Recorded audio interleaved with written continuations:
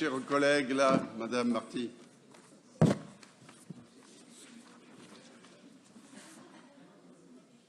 Envisager des accords environnementaux et dénoncer des volontés fortes.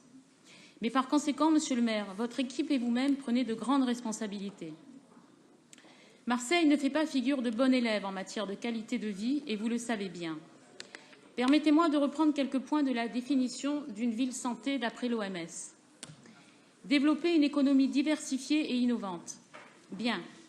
Il semble donc primordial de repenser notamment notre industrie touristique, pas seulement en termes de rentabilité. Les escales des géants des mers qui laissent tourner à quai, à plein régime, leurs moteurs diesel auxiliaires sont une source très élevée de pollution. Agir en faveur de la santé de tous et réduire les inégalités. Bien. Est-ce réduire les inégalités que d'avoir permis la fermeture d'un service de l'hôpital européen que des familles entières a plongé dans le désarroi? Est-ce œuvrer en faveur de la santé de tous que d'ignorer la difficulté, pour ne pas dire l'insécurité, que vivent au quotidien les médecins et les services d'urgence lorsqu'ils sont appelés au domicile de patients de quartiers difficiles de notre ville? Est-ce favoriser pleinement le développement d'une ville solidaire que de réduire l'accès aux transports en commun aux usagers n'ayant ni fauteuil roulant, ni béquille, ni poussette?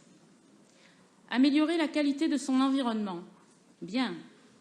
Je vous rappelle, chers collègues, qu'il y a en France 48 000 morts par an liées à l'inhalation de particules fines et que Marseille peut s'enorgueillir d'être la ville la plus irrespirable de France. Oui. La circulation routière est une catastrophe. Ça ne m'atteint pas moi, heureusement. Je peux continuer ?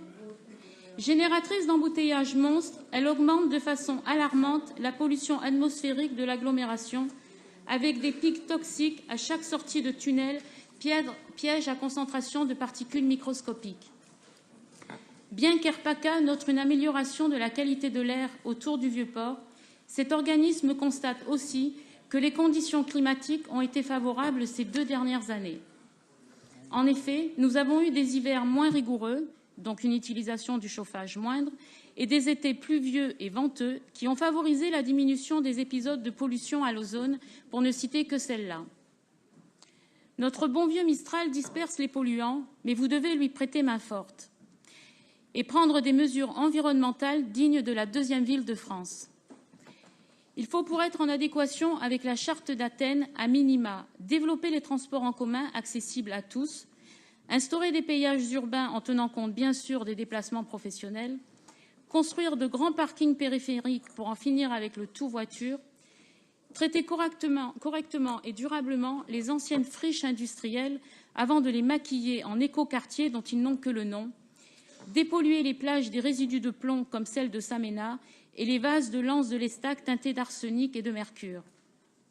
Il reste beaucoup de travail pour que ce rapport, qui n'est pour l'instant qu'une déclaration de bonnes intentions, se transforme en action volontaire et réfléchie. La signature de cette charte, Monsieur le maire, vous engage à l'échelle internationale. En votant pour ce rapport, vous nous engagez aussi. Nous serons vigilants à ce que nos engagements soient respectés.